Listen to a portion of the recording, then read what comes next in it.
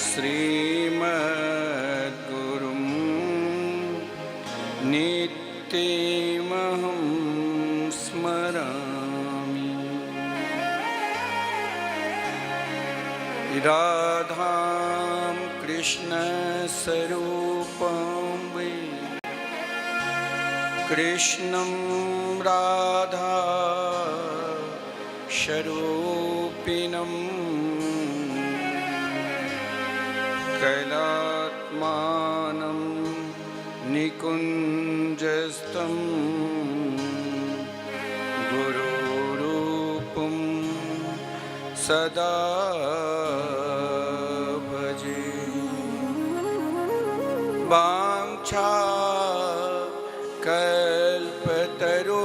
वाञ्छाकल्पतरुभ्यश्च कृपा सिन्धुभ्यैव च पतितानां पावनेभ्यो वैष्णवेभ्यो नमो नमः। आइए हम सब मिलकर प्रिया प्रीतम के मंगलमय भाव की प्रस्तुति करें।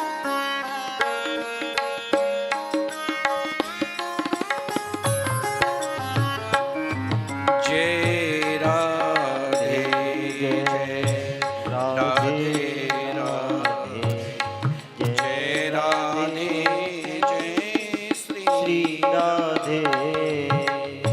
जय कृष्णा कृष्णा जय कृष्णा जय श्री कृष्णा।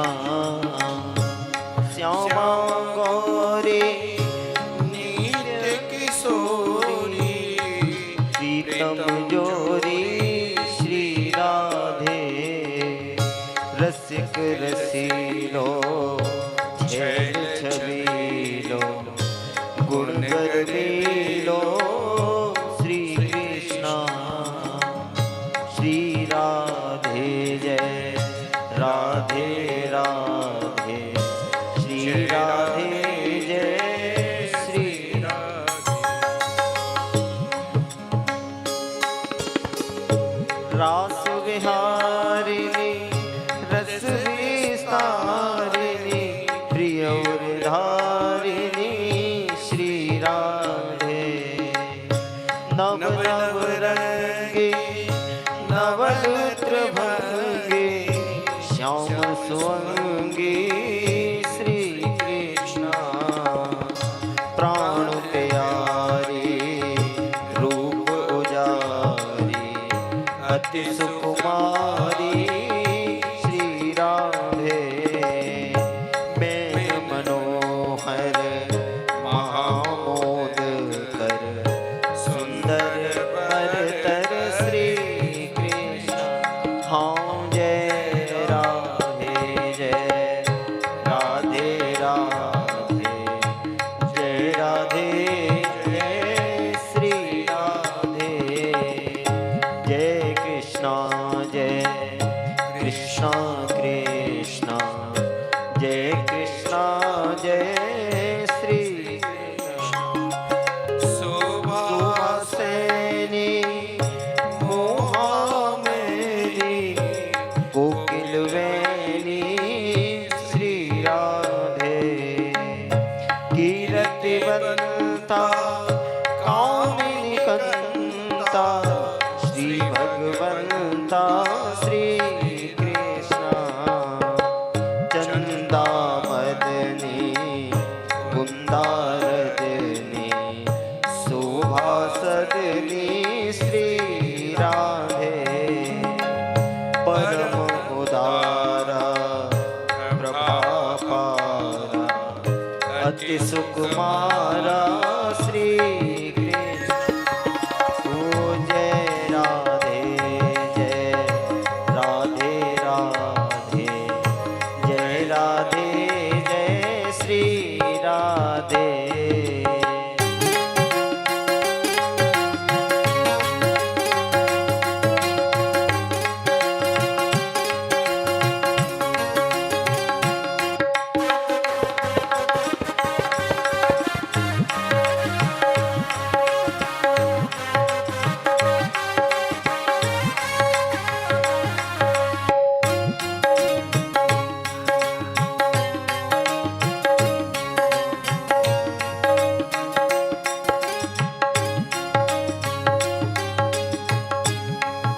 रमणी राजत रमणी लीला कमली श्री राधे रूप रसाला नयन विशाला परम कृपाला श्री कृष्ण कंचन बैरी रति रस बैरी अति अलबेली श्री राधे सब सुख सागर सब गुण आगर रूप उजागर श्री कृष्ण हाँ रमणी रम्या तरु तरतम्या गुण आगम्या श्री राधे धाम निवासी प्रभा प्रकाशी सहज सुहासी श्री कृष्ण जय राधे राधे राधे जय राधे जय श्री राधे जय कृष्ण कृष्ण जय कृष्ण जय श्री कृष्ण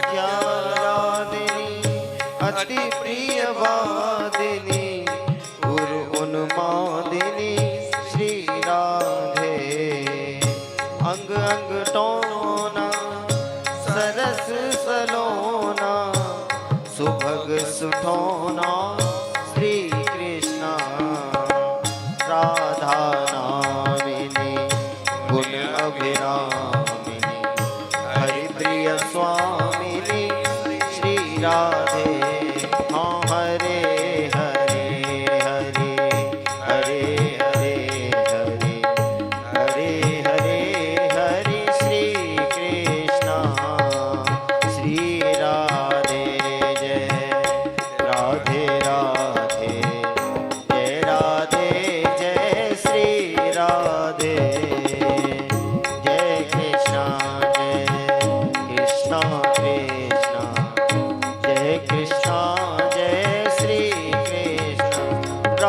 कृष्ण राधे कृष्ण कृष्ण कृष्ण राधे राधे राधे श्याम श्याम श्याम राधे राधे राधे कृष्ण कृष्ण कृष्ण राधे राधे राधे श्याम श्याम श्याम श्याम राधे राधे राधे कृष्ण कृष्ण कृष्ण राधे राधे राधे श्याम श्याम श्याम राधे राधे राधे कृष्ण कृष्ण कृष्ण राधे राधे राधे श्याम श्याम श्याम राधे राधे कृष्ण कृष्ण कृष्ण राधे राधे राधे श्याम श्याम श्याम राधे राधे राधे कृष्ण कृष्ण कृष्ण राधे राधे राधे श्याम श्याम श्याम राधे राधे राधे कृष्ण कृष्ण कृष्ण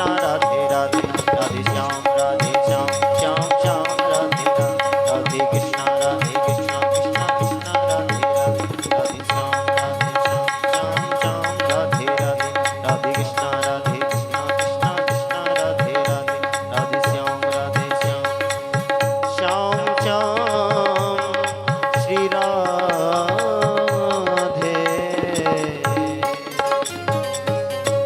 जय जय श्री राधे श्री राधा सर्वेश्वर भगवान की जय श्री शरुदेव भगवान की जय श्रीमद्भागवत महापुराण की जय श्री सुखदेव जी महाराज की जय श्री नाम संकीर्तन की जय श्री हनुमान जी महाराज की जय। जय जय श्री श्री राम। राधे जय जय श्री राम। श्री राधे।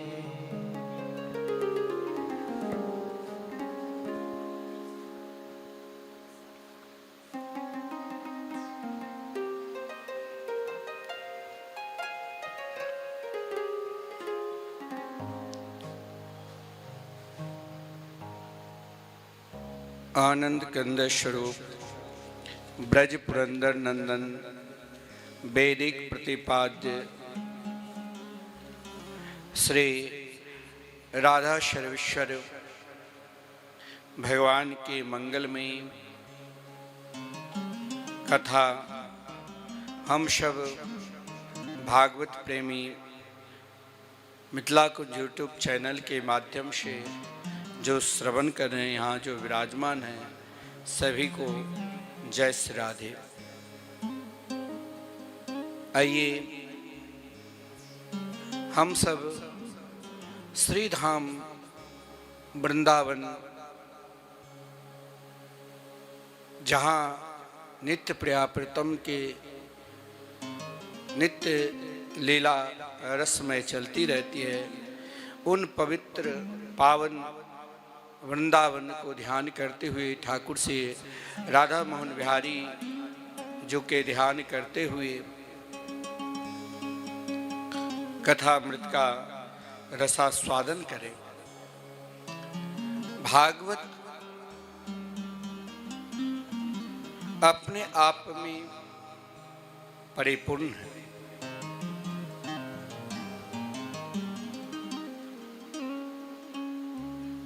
चाहे भागवत से जिसने संबंध बनाया, उन सभी भक्त का संबंध एकमात्र भागवत उन्हीं भक्त की चरित्र है, जिनका विश्वास, जिनका संबंध और जिनका समर्पित केवल भगवान के चरणार बिंद में समर्पित है। चाहे माता कुंती क्यों न हो, जिन माता कुंती ने मौन होकर हर स्थिति को, हर परिस्थिति को जब अपने जीवन को प्राणी भगवान में समर्पित कर देते हैं, उनमें पूर्ण रूप से खो जाते हैं, तो उनका सुख भी भजन है और उनका दुख भी भजन है। माता कुंती के जो चरित्र है,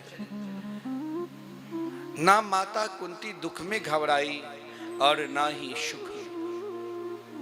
दोनों भगवान के कृपा रूपी प्रसाद, दोनों परिस्थिति में केवल भगवान की इच्छा मानकर निरंतर भगवान की पुकारे, और यही पुकार के कारण माता कुंती ने भगवान से यही कहा, हे प्रभु, चाहे आप द्वारका जा रहे हो तो जाओ, लेकिन मेरे मन निरंतर अपने चरणार बिंद में समर्पित रख। भाव देखा जाए तो पितामह भीष्म के भी भाव बड़ा विलक्षण है। पितामह जिसने अपने जीवन में एक संकल्प लिया था, हर व्यक्ति का कोई ना कोई जीवन का संकल्प होना चाहिए। एक संकल्प ऐसा हम करते हैं जिन संकल्प में कामना बनी रहती है, इच्छा बनी रहती है। अगर कामना, इच्छा, संसारिक इच्छा और कामना बनी है तो संकल्प सिद्ध नहीं होता है, तो दुख होता है। एक संकल्प यह है, चाहे कामना की पूर्ति बने चाहे ना बने, हम तो निरंतर प्रिया प्रीतम के मंगल में नाम के स्मरण करेंगे, वो चाहे जैसे रखें। तो आप किसी भी स्थिति में रहेंगे, किसी भी परिस्थिति में रहेंगे, आप दुख के अनुभव नहीं कर पाएंगे। आप निरंतर मुस्कुराते रहेंगे। जैसे पितामह भीष्म महाभारत के युद्ध चल रहा था, पितामह भीष्म के लिए विषम परिस्थिति थी। एक तरफ अपने पिता के वचन निभाते हुए हस्तिनापुर के जो भी शासक रहेंगे उनकी सुरक्षा, एक तरफ सबसे प्रिय शिष्य उन पांडवों की ओर निहारते थे। लेकिन पितामह भीष्म ने एक ही निर्णय लिया, इस समय मेरे जीवन के लिए दो कार्य बहुत श्रेष्ठ रहेगा। पहला कार्य, मैंने जो पिता के वचन दिया था वो भी सिद्ध हो जाएंगे। चलो, विजय श्री तो पांडवों की ही मिलेगी, परंतु कौरवों पक्ष में युद्ध इसीलिए करेंगे ताकि निरंतर श्री कृष्ण के दर्शन करते रहेंगे। जीवन का उद्देश्य अगर आपका सही है तो आप अपना मार्ग, अपना पंथ भूल भी जाते हैं, लेकिन भगवान आपको निरंतर उस मार्ग पर खड़े कर देंगे, आपको कभी भटकने ही नहीं देंगे। भीष्म पितामह ने सोचा, चलो कौरवों के पक्ष में युद्ध तो करेंगे, जीवन का एक लाभ मिलेगा और यही प्राणी मात्र का कल्याण है। ये लाभ, हर लाभ के साथ साथ कहीं ना कहीं जीवन की हानि होती है। व्यापार में बहुत कुछ मिल गया और फिर एकाएक व्यापार नष्ट हो गए तो हानि से दुखी रहते हैं। लेकिन जीवन का जो एक लाभ है, जो घर में रहकर, परिवार में रहकर, सगे संबंधी में रहकर अपना संपूर्ण काम करते हुए, अयम ही परमो लाभो उत्तम श्लोक दर्शनम, भगवान की कथा श्रवण करना, भगवान के धाम श्री धाम वृंदावन अयोध्या समय पर आना, भगवान की लीला स्थली के दर्शन करना, यह एक लाभ है। और भगवान के धाम जब हम आते हैं तो उद्देश्य एक ही रखना, यहाँ जीवन का एक ही लाभ है, प्रिया प्रीतम के दर्शन करना, और दूसरा लाभ नहीं। जैसे पितामह भीष्म ने अगर कौरवों के पक्ष में युद्ध किया तो एक लाभ था कि भगवान के दर्शन करो। भक्त चाहे कितना भी भजन करे, आप वाकई में कभी किसी भजनानंदी के पास जाएंगे ना और भजनानंदी से पूछोगे कि महाराज आप बहुत भजन करते हैं, बोले मेरे से महाराज कहाँ भजन हो रहा है, हम भजन कैसे करेंगे, शरीर में नाना प्रकार के व्याधि है, रोग है, नाना प्रकार के विकार है, कैसे भजन कर पाएंगे। लेकिन अहरनिशम भजन करते रहते हैं। ऐसे ऐसे महात्मा हैं जो 2-4 घंटे सोते हैं, केवल भगवान के नाम श्रवण करते रहते हैं। उनके विश्वास होता है, जो नामामृत में निरंतर गोता लगाते हैं वो अपने आप हर स्थिति में मुस्कुराते रहते हैं। पितामह भीष्म निरंतर नाम के स्मरण में गोता लगाते थे। बाण के सज्जा पर पड़े हुए भी उन वेदना की याद नहीं आई। ऐसे ऐसे महात्मा हैं जो अपने आप अपने देह को ही भगवान को दान दे दिए हैं। कई लोग हमसे पूछते हैं, आपके पूज्य गुरुदेव 1933 में जिनके प्रागट हुआ आज हम लोग 94 जन्मोत्सव मनाते हैं। बहुत नियम है, कोई पैर छू लिया तो 24 घंटे जल भी नहीं। आप दंडवत प्रणाम करेंगे उससे पहले आप अहर निशम जो भी उनकी सेवा में रहते हैं ना, उनको भी पता नहीं कि कब वो आराम करते हैं। अस्वस्थ रहने के बाद भी निरंतर अहर निशम नामामृत में 24 घंटे एक पल भी नाम के बिना नहीं रहने वाले। हर हमेशा भगवान के नाम जाप करना। कई भक्त अभी प्रतीक वृंदावन जो मिथिला दरभंगा जिला में है, बड़ा सुंदर दिव्य प्राकृतिक आश्रम है, जहाँ प्रकृति अपने आप में वहाँ दर्शन मिलते हैं। परंतु पूज्य गुरुदेव वहाँ रहकर, क्योंकि भजन स्थली का क्या प्रभाव है उस जगह पर, आप कभी जाओगे तो अपने आप अनुभव होगा। वर्तमान समय में वहाँ भी विराजमान होते हैं कई भक्त, उनके पूज्य गुरुदेव के दर्शन करना है, क्या वृंदावन में है।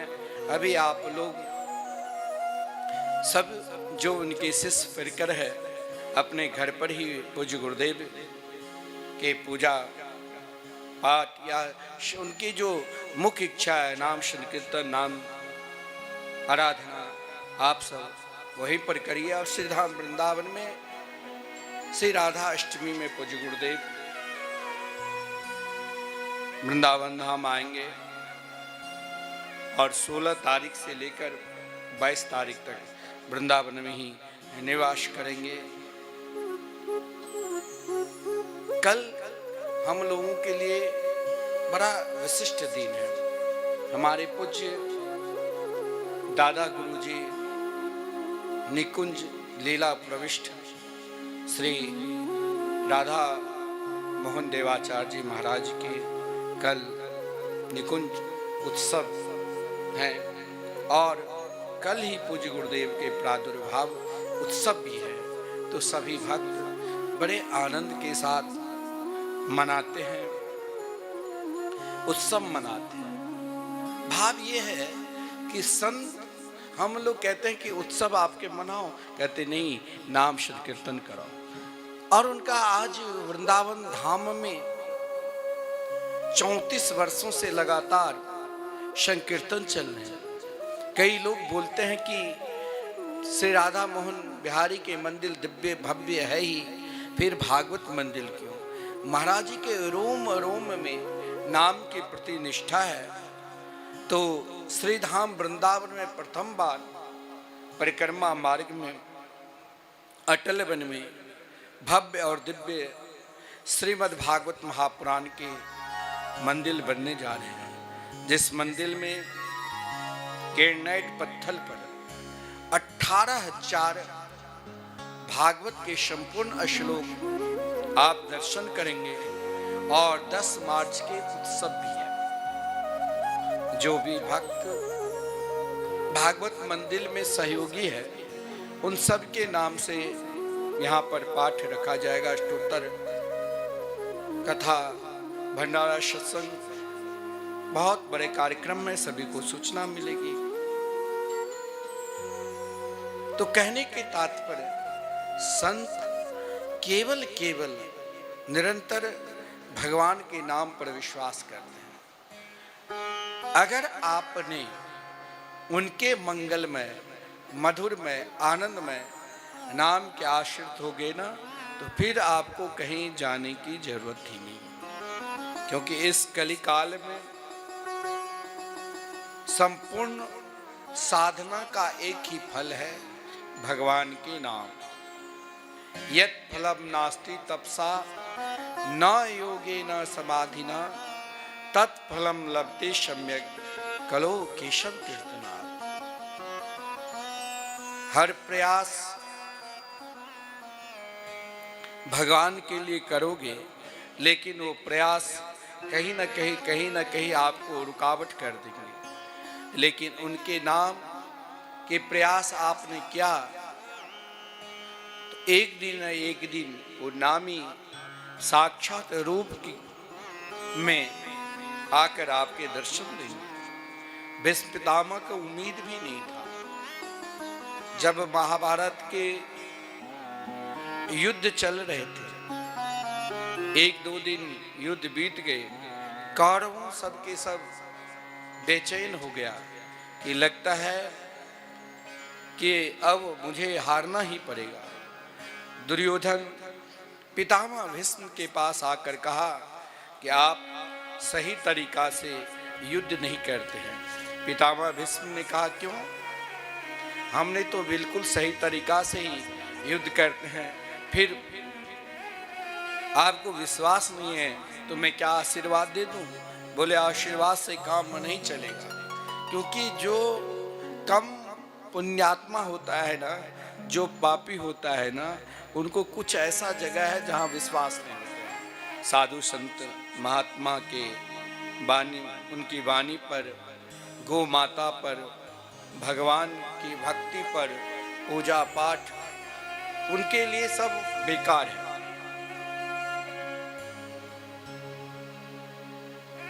जो कम पुण्यात्मा होते हैं उनका ये सब पहचान है।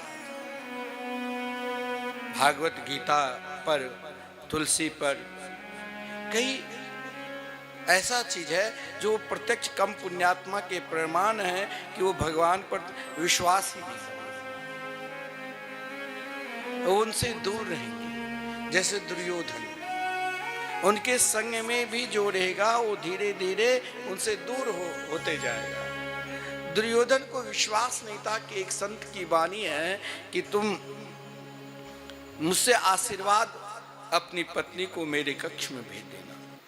जो पापी व्यक्ति होता है ना, वो हर घड़ी हर समय उनकी सोच, उनका विचार, उनका चिंतन निरंतर अधर्म की ओर, पाप की ओर। जैसे दुर्योधन ने सोचा, मैं अपनी पत्नी को पितामह भीष्म के पास रात्रि में क्यों भेजूं? फिर भी कहा कि नहीं, पितामह भीष्म तो अखंड ब्रह्मचारी है। अपनी पत्नी से कहा, दुर्योधन भामती से कि तुम जाओ, आज आशीर्वाद लेकर आओ। लेकिन जब दुर्योधन के पत्नी जाने के विचार क्या, भगवान ने कहा, तुम कहां जा रही हो?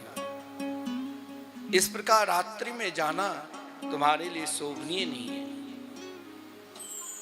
धर्म पर अगर तटस्थ रहता तो धर्म पर जो व्यक्ति विश्वास करते हैं वो कभी रुकते नहीं, वो निरंतर आगे बढ़ते रहते हैं। और धर्म पर लेश मात्र विश्वास नहीं है तो चाहे धर्म के अधिष्ठात्री देव भी कह दे तो उसको लगेगा कि सही कह रहे हैं।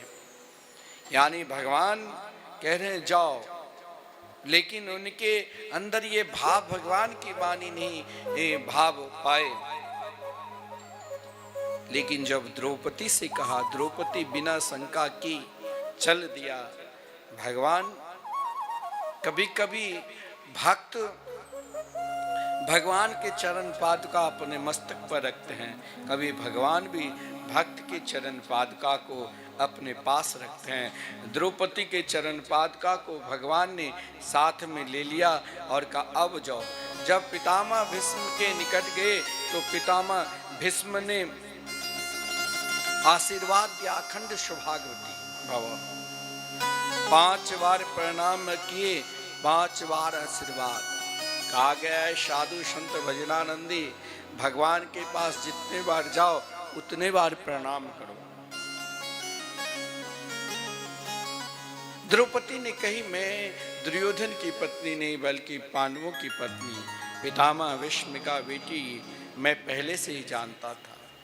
लेकिन ये गूढ़ रहस्य भगवान के सिवा ये सत्संग और कोई बता ही नहीं सकता है। भगवान के पास आकर कहा कि हे प्रभु, इस समय तो हम आपके भजन कर रहे हैं, लेकिन अंतिम समय में कप पित्त वात के कारण कहीं भजन नहीं कर पाए, तो क्या आप मुझे अंतिम समय में इस रूप माद्री को दर्शन देने के लिए आएंगे?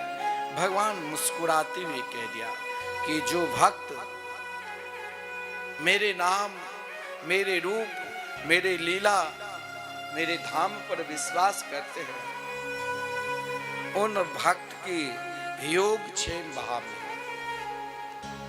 हर स्थिति, हर परिस्थिति पर उन भक्त की पर नजर भगवान रखते हैं और भक्त की इच्छा पूर्ति करते हैं। देखिए, भीष्म पितामह जब बांध के सज्जा पर पड़े हुए थे, जिस धर्मराज युधिष्ठिर को भगवान ने सुंदर उपदेश दिया, लेकिन धर्मराज जैसे ज्ञानी कहा कि महाराज मेरे कारण ही तो यह इतना बड़ा अनर्थ हुआ, महाभारत के युद्ध हुआ, ना जाने कितनी स्त्रियां पतिहीन हो गई, पुत्रहीन हो गई, अब मैं राजा नहीं बनूंगा। भगवान ने कहा ये उपदेश क्यों नहीं एक महात्मा के द्वारा। उपदेश तो हम लोग बहुत ग्रहण करते हैं, रात दिन कहीं ना कहीं सत्संग कीर्तन में जाते हैं, लेकिन सत्संग के प्रभाव क्यों नहीं होता है? सत्संग के प्रभाव मेरे जीवन पर इसीलिए नहीं होता है जब तक आप कोई नाम जापक महापुरुष के सानिध्य में रहकर उनकी छाया, उनकी वाणी पर विश्वास नहीं करोगे, तब तक सत्संग पर विश्वास कैसे होगा? आज भीष्म पितामह जैसे सत्संगी के दर्शन करने के लिए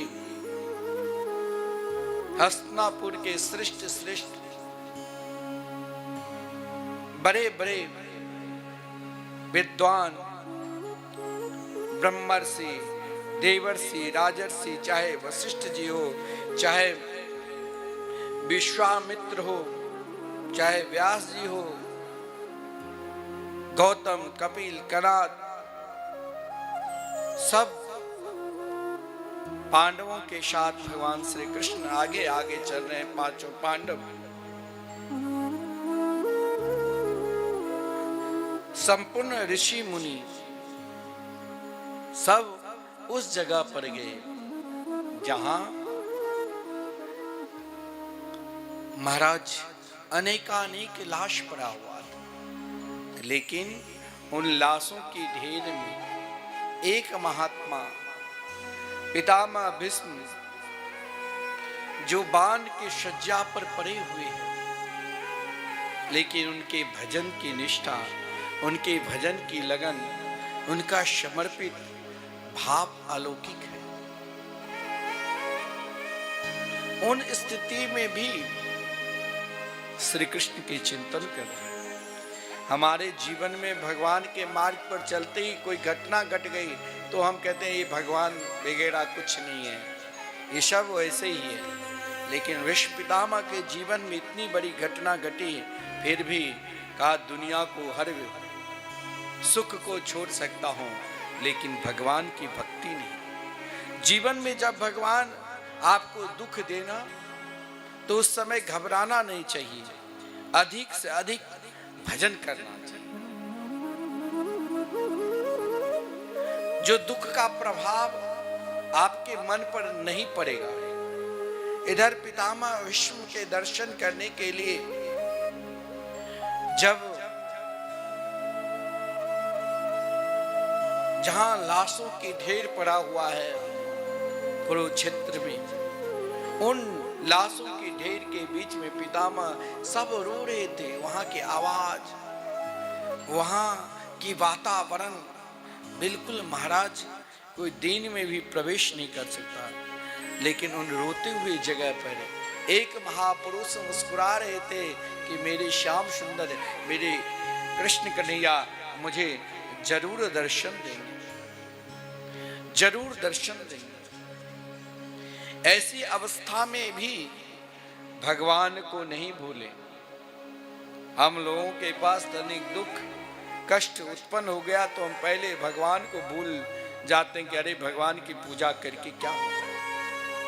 भगवान अगर गोपाल जी भी आपके घर में है तो उनकी इतनी आराधना करो, इतनी उपासना करो, आपके जीवन में दुख आ जाए तो उसमें घबराओ नहीं और उसे पूजा करो। सुंदर सुंदर भोग लगाओ। कोई जरूरी नहीं है कि आपके पास जो है उसी को समर्पित करो। अगर सुंदर भोग का मतलब ये नहीं है जो आप 56 प्रकार के उनको भोग समर्पित करो।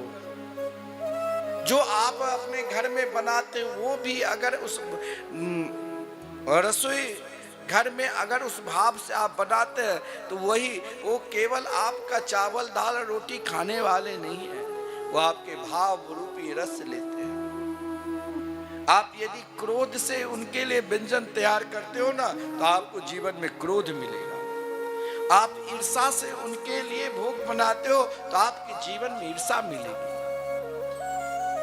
आप जिस भाव से उनको समर्पित करोगे वो भाव वो प्रसाद का फल आपको मिलेगा, क्योंकि उनके नाम है रसो वैशा। भगवान क्या खाते हैं? भगवान चावल दाल रोटी आपकी तरह नहीं खाएंगे, वो उस भाव की रस लेते हैं, क्योंकि उनका नाम ही है रसो वैशा। आज पितामह उस रस स्वरूप को रस स्वादन करने के लिए उन वान की सज्जा पर पड़े हुए हैं, फिर भी मुस्कुराहट है। मुस्कुराहट के कारण क्या है कि मेरे प्रभु, मेरे प्राण वल्लभ, मेरे कन्हैया जरूर आएंगे, जरूर आएंगे। आज जब श्री कृष्ण पितामह भीष्म के पास पहुंचे, पितामह भीष्म ने आज श्री कृष्ण को अलौकिक रूप में देखा। आज साक्षात श्री कृष्ण को नारायण के रूप में देख रहे हैं, अपने इष्ट के रूप में देख रहे हैं। और जब इष्ट के रूप में देख रहे हैं तो इच्छा हुई कि आज अपने इष्ट को सोडोपचार से पूजन करो। और सोडोपचार से पूजन करने के बाद आज ऐसे पकड़ लो कि किसी को महाराज दो ही नहीं। तो कैसे पकड़ा?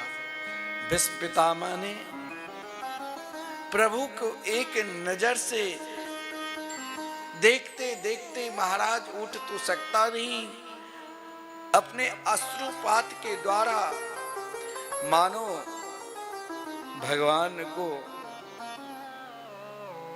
हृदय रूपी सिंहासन पर बैठाकर सोडोपचार से पूजन की।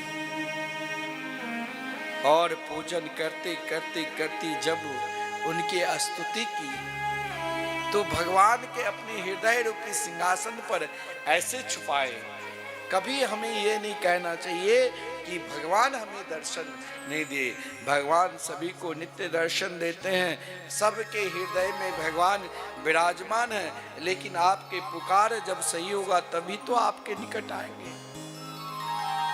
अपने पुकार को सही करो। जिस दिन आपके पुकार सही हो जाएगा उसी दिन आपके निकट आ जाएंगे। भीष्म पितामह ने 10 मिनट तक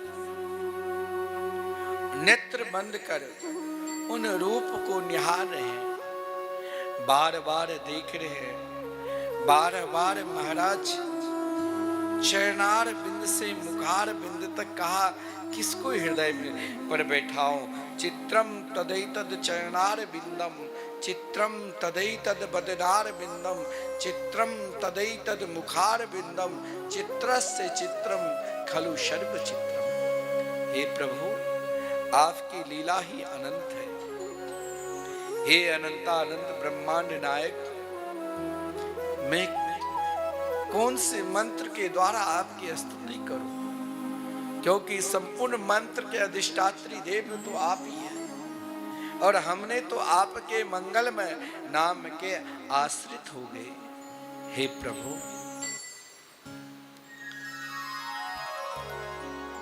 मैं क्या समर्पित करूं? मानो भगवान ने इशारा में कहा कि पितामह भीष्म, मेरे पास जो खड़े हैं इनको कुछ आप अपने ज्ञान दो। जब भगवान ने सर्वप्रथम पांडवों की ओर देखा और पांडवों की ओर देखकर कहा, हे पांडव, मैं तुम्हें क्या समझाऊं? तुम जैसे सौभाग्यशाली इस संसार में और कौन हो सकता है?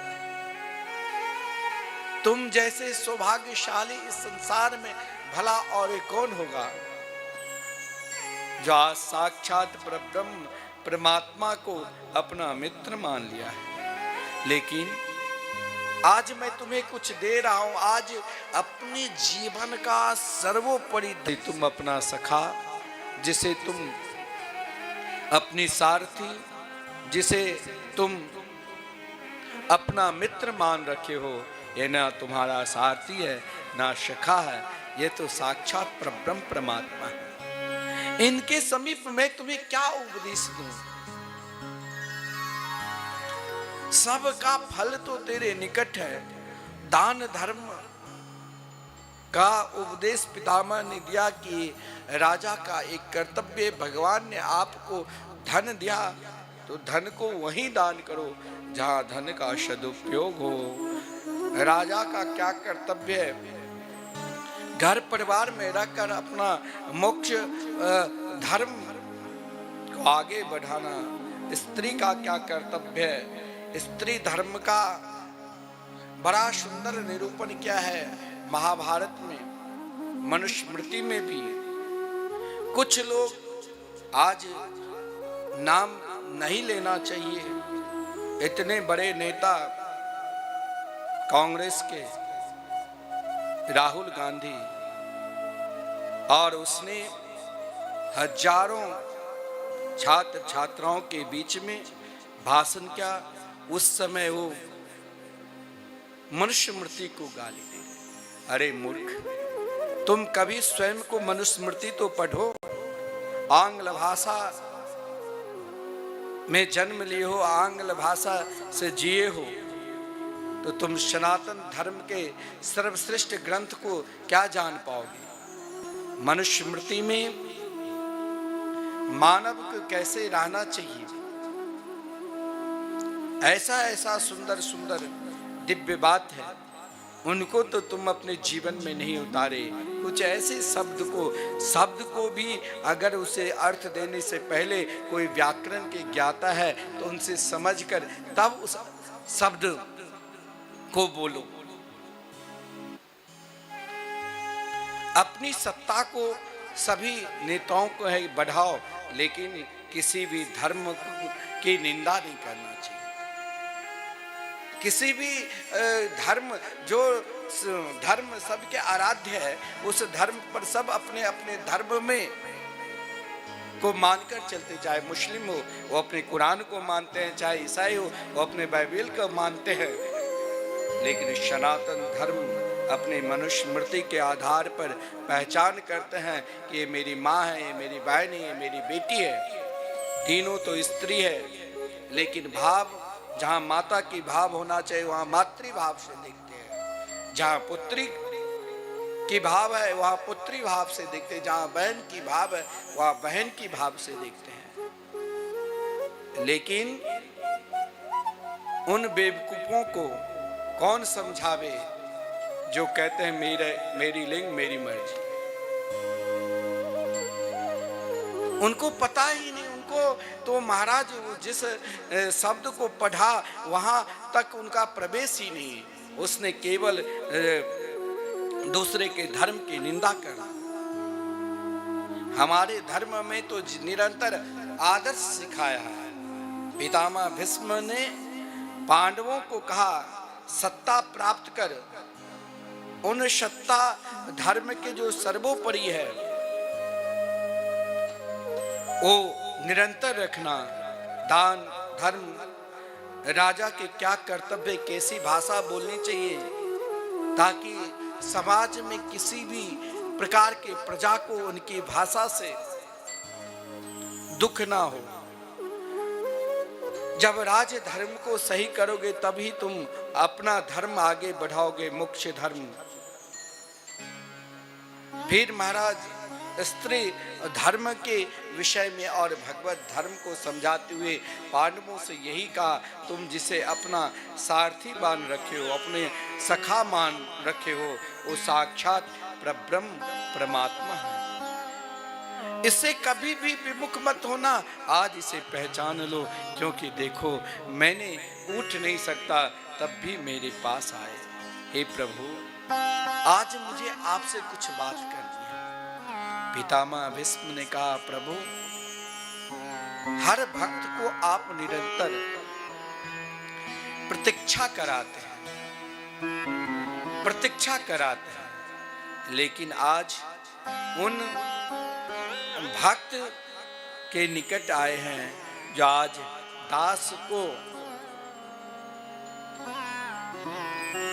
आज दास अपने स्वामी की प्रतीक्षा कराएंगे। कैसे? सहदेव देवो भगवान प्रतीक्षता कलेबरम या दिदम हिनोम्यहम् प्रसन्नहासा अरुणलोचनो लसन् मुखाम्बुजोध्या पथ चतुर्भुज। अब धर्मनिष्ठ कैसे होने चाहिए, धर्म को कैसे मानना चाहिए, पितामह भीष्म की वाणी कैसे हम सब के लिए कहा। भगवान से कहा आज प्रतीक्षा करो। भगवान ने कहा क्यों? बोले आज प्रभु उन भक्त के निकट आए हैं जो भक्त आपकी प्रतीक्षा करते करते आज इस बाण की सज्जा पर पड़ेंगे। हे प्रभु, मैंने आपसे कुछ कहा नहीं, आज मेरी एक शर्त है। जैसे कोई किसी से शर्त दिवाते हैं, आज भक्त और भगवान की एक विचित्र शर्त है। क्या? कि प्रभु आप तब तक प्रतीक्षा करना जब तक मैं आप में न लीन हो जाऊं। जैसे आपने मुझे भेजा, आज मैं चाहता हूं हे प्रभु मैं आप में लीन हो जाऊं, और जीवन में जो जिस धर्म में है ना उसके धर्म की निंदा करना चाहिए और अपने अपने धर्म में तटस्थ रहना चाहिए। धर्म, सबके धर्म अपने आप में धर्म ही सबके आदर्श है। और पितामह ने कहा मेरे धर्म मेरे इष्ट, मैं निरंतर युगल स्वरूप में ध्यान क्या है प्रभु, आप युगल स्वरूप चतुर्भुज रूप में हो जाइए। युगल रूप यानी चतुर्भुज, शंख चक्र गदा पद्म से सुशोभित भगवान हो गए। और कहा प्रभु जब मैं अपने शरीर को त्यागूं तो आपके आंख में आंसू नहीं आना चाहिए, बल्कि आपके मुखार बिंद में मुस्कान आना चाहिए। क्योंकि प्रभु इस संसार में वही धन्य है जो उनके शरण में आते हैं, वो धन्य धन्य हो जाते हैं। जो उनके शरण नागति को स्वीकार कर लेते हैं, एक बार प्रभु आपके शरण में जो आ जाते हैं वही धन्य धन्य होते हैं। हाँ तेरी शरण में आके मैं धन्य हो गया। हाँ तेरी शरण में आके मैं धन्य हो गया। तेरी शरण में आके मैं धन्य हो गया।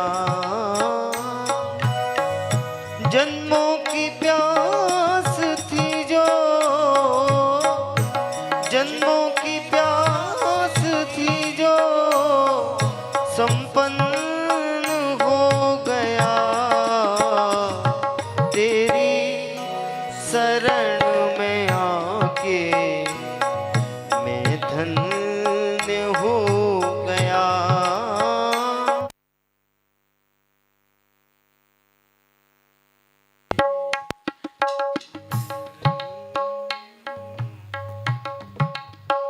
हाँ तेरी शरण में आके मैं धन्य हो गया।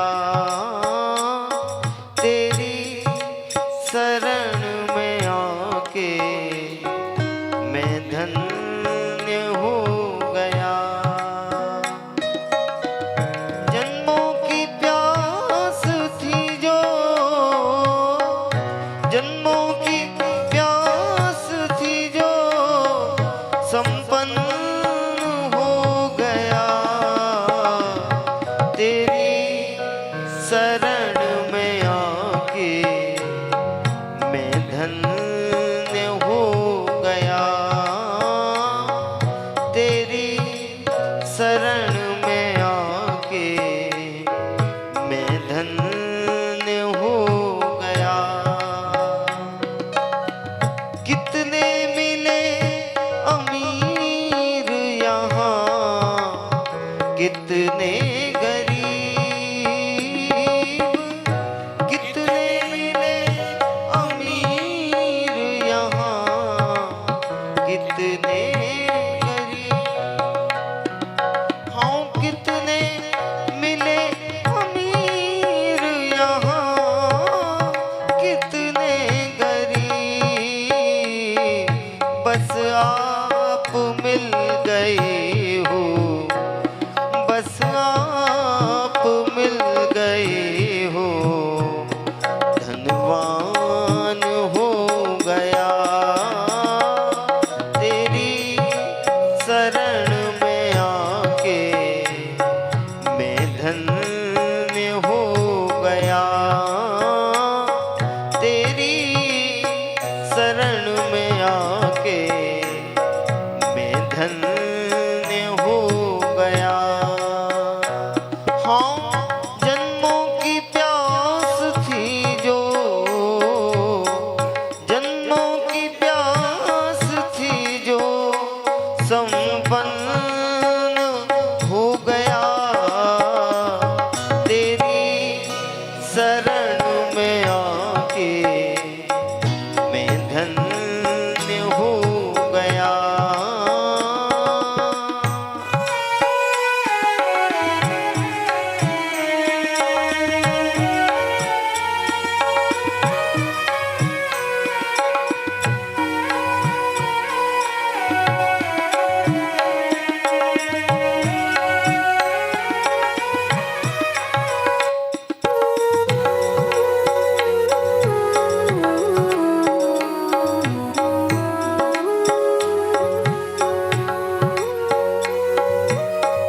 करना कभी ना दूर प्रभु चरणों से आप।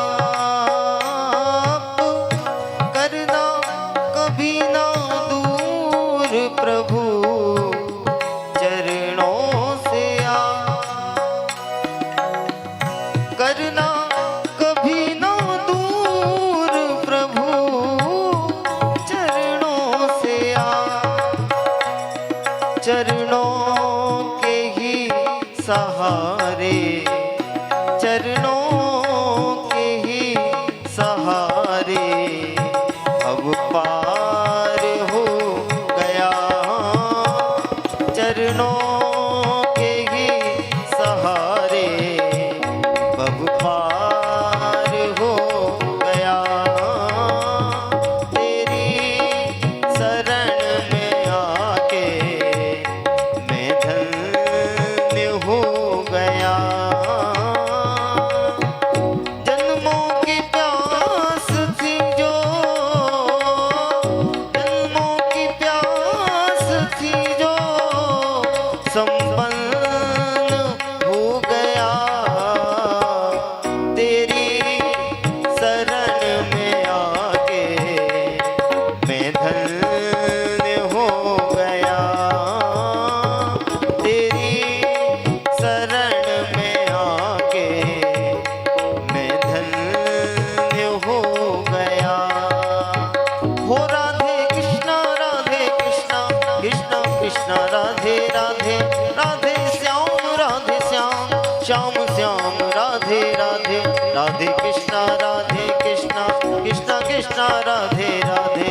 राधे श्याम श्याम श्याम राधे राधे राधे कृष्णा कृष्णा कृष्णा राधे राधे राधे श्याम श्याम श्याम राधे राधे कृष्णा कृष्णा कृष्णा राधे राधे राधे श्याम श्याम श्याम राधे राधे राधे कृष्णा कृष्णा कृष्णा राधे राधे राधे श्याम श्याम श्याम राधे राधे।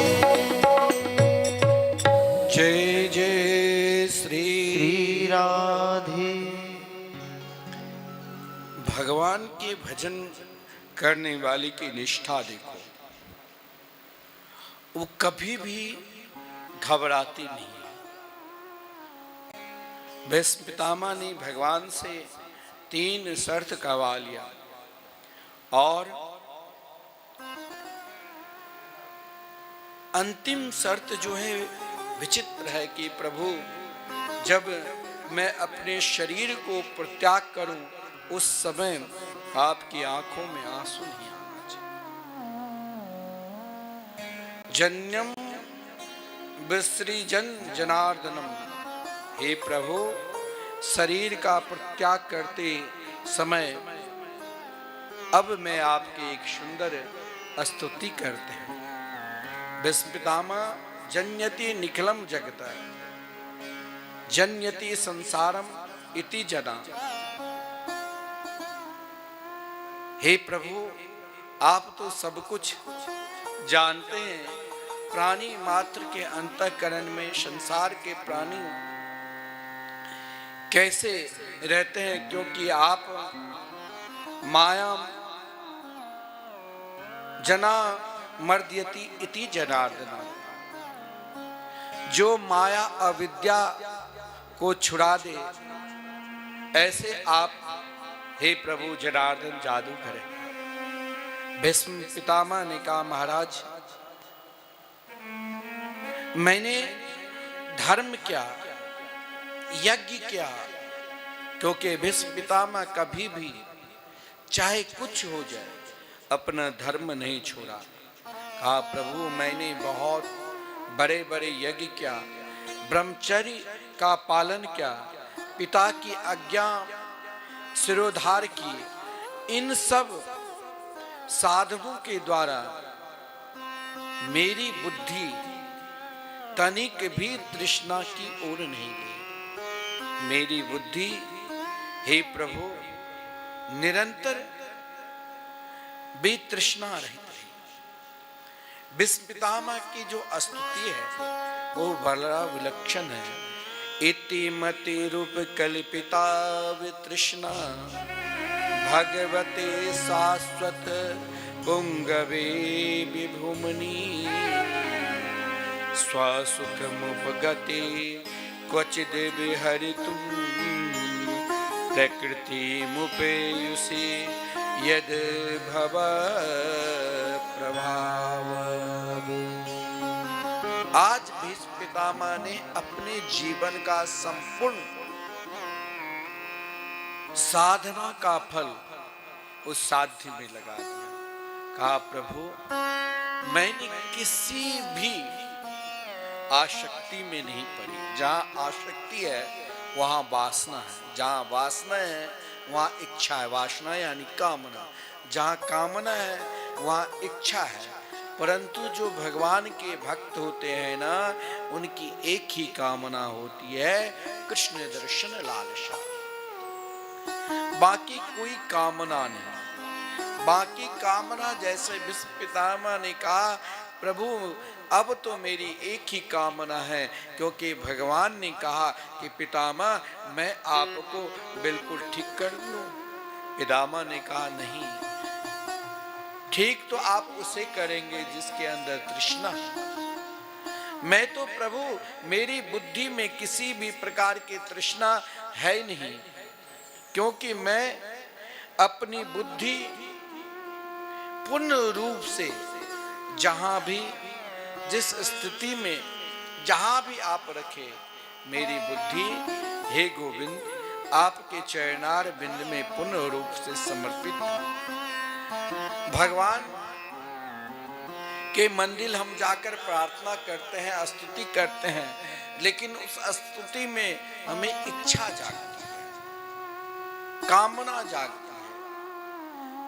हम मंदिर में तो महाराज 50 रुपया के पुष्प माला भी मंदिर में चढ़ाने के लिए बिहारी जी में जाते हैं, तो उस पुष्प माला समर्पित से पूर्व भी हम नाना प्रकार के इच्छा कामना, फैक्ट्री भी चले, लड़के बच्चे भी स्वस्थ रहे, हमें भी धन को आय बनी रहे, हम नाना प्रकार के मांगते हैं। वहाँ एक इच्छा होती है।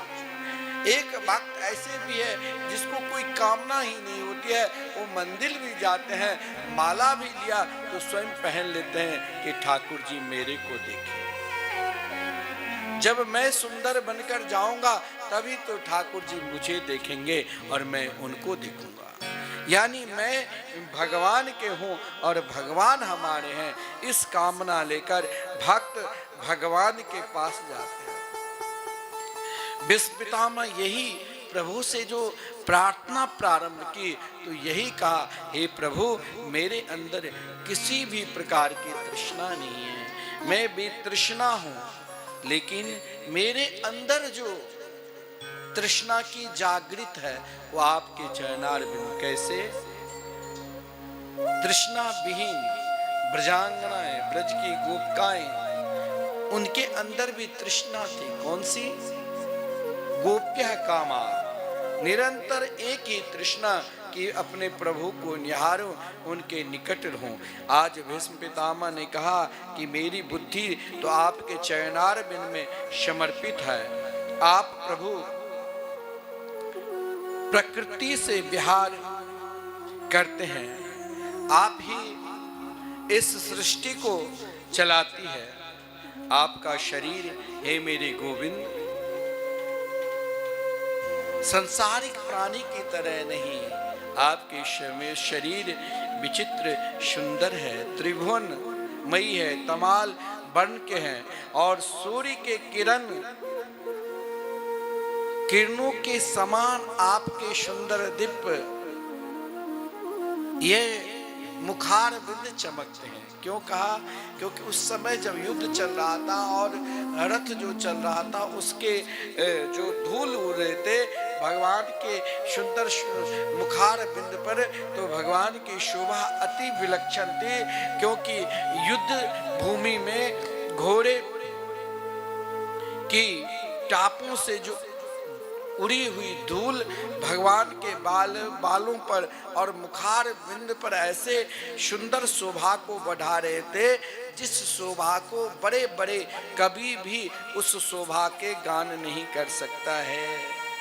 भीष्म पितामह ने कहा, प्रभु उस समय जब मैंने प्रतिज्ञा की थी कि आज आपको अस्त्र उठाकर ही छोड़ूंगा, तो मेरी प्रतिज्ञा तो आप साथ देने के लिए आज आपने अपने मुखार बिंद पर इतनी सुंदर शोभा प्रदान कर लिया, क्योंकि 2-4 बाण लगने से आपके शरीर पे से जो रक्त निकल रहे थे उनकी जो शोभा का पितामह भीष्म ने जो वर्णन किया वो भी बड़ा विलक्षण। कहा प्रभु फिर भी उस समय आपके ऊपर बाण लगने पर भी आप घबराए नहीं, आप मुस्कुरा रहे थे। हे प्रभु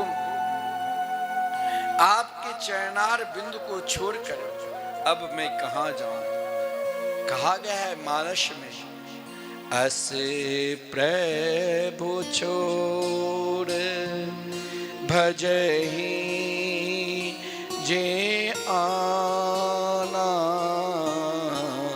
अस प्रभु छोड़ भजहि जे आना, नर पशु बिनु पूछे बिसाना, नर पशु बिनु पूछ बसाना। हे प्रभु आपके चरणार बिंदु को छोड़कर जो प्राणी इधर उधर भटकते हैं वो ऐसे ही उनकी गति होती है जैसे पशु बिना पूछ को कैसे लगे। हे प्रभु, आप अपने परम प्रिय भक्त को सदा हर पल भक्त की रक्षा करते हैं। आपकी प्रतिज्ञा है कि ये यथा माम प्रपद्यन्ते ताम तथैव भजास्व। आपको जो जिस प्रकार आराधना करते हैं उसी प्रकार आप अपने परम प्रिय भक्त की रक्षा करते हैं। हे प्रभु, अब मेरे जीवन की एक ही इच्छा है कि जैसे ब्रजांगनाएं भीष्म पितामह के अंतिम जो भाव है सो उन ब्रजांगनाएं ब्रज की गोपिकाएं ब्रज की गोपिकाएं की याद की। हे प्रभु, जैसे आपकी लीला को अनुकरण करते करते आप में समा गए, वैसे ही प्रभु अब मुझे अपने चरणारविंद में वास दीजिए। भीष्म पितामह जब अपने शरीर को त्यागते हैं सज्जनों, उस समय आज भी परंपरा बनी है, महात्मा जब कोई साधु संत शरीर छोड़ते हैं, संसारी लोग कोई मरते हैं तो रोते रहते हैं, लेकिन महात्मा जब शरीर छोड़ते हैं उस समय भजन कीर्तन उत्सव मनाया जाता है, ताकि अब ये निकुंज में प्रवेश के ऐसे ही भीष्म पितामह के सुंदर वो उत्सव हुआ। भगवान वहां से द्वारका प्रस्थान के विदुर जी के द्वारा धृतराष्ट्र को जैसे तैसे धक्का देकर भगवान के चरणारविंद में लगाया। देखिए, कृष्ण प्रेम जन वैराग्य और भजन सब नहीं कर सकता है। कब करेगा? जब वो सत्संग करेगा। लेकिन जो कृष्ण प्रेम प्राप्त महापुरुष है, उनके संग करने से एक क्षण भी आपका जीवन बदल सकता है। जैसे आदरणीय विदुर जी ने धृतराष्ट्र और गंधारी को भागवत धर्म का सुंदर उपदेश देकर भगवान के चरणारविंद में समर्पित कर दिया और 7 दिन में भगवान को प्राप्त कर लिया। महाराज, पांडवों का स्वर्गारोहण बड़ा विलक्षण है और साथ में महाराज परीक्षित के द्वारा जब कलयुग का दमन किए, हम लोग जानते हैं कि कलयुग को 4 स्थान दिए, द्युतम पानम विस्तृम सुना, लेकिन इस कली काल में महाराज एक साधन आप करते रहो, क्या? भगवान के भजन। आप कुछ भी करो ना करो चलेगा, लेकिन भजन नहीं करोगे तो बिल्कुल नहीं चलेगा, क्योंकि कलयुग अगर उन्हीं को नहीं, सबको पकड़ता है, एक को नहीं पकड़ता है। अगर उनके निकट जाते हैं तो प्रणाम करके लौट आते हैं। भगवान निम्बारकाचार्य जब नीम ग्राम आए मुंगी पैठन से और भजन करने के लिए बैठे, तो उनकी तेज से कलयुग नाना प्रकार के रूप, अनेक उनके जितने भी अधर्म सब था, दिव्य सुंदरी के रूप में आकर भगवान निम्बारकाचार्य के व्यवधान डालने लगे नीम ग्राम में। लेकिन कलयुग को भगवान निम्बारकाचार्य ने दमन कर दिया। ये मत को कि इस कलिकाल में वही बच सकता है। कलयुग सबसे अधिक किस पर प्रसन्न होते जानते हो?